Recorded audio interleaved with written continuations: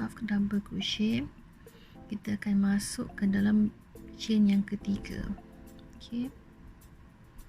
Yang ni bukan chain, yang pada hook ni, benang pada hook bukan chain. Chain pertama yang ini, chain kedua yang ini, chain ketiga yang ini.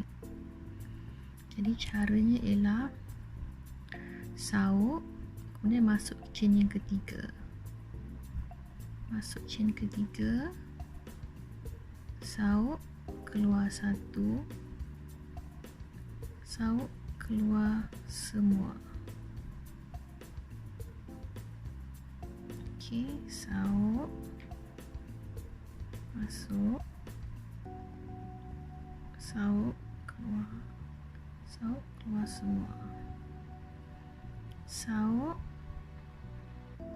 masuk, sauk, keluar semua.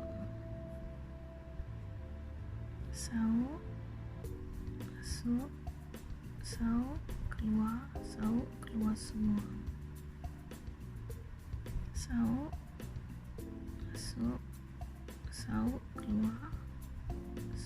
keluar semua. Ini ialah half double crochet.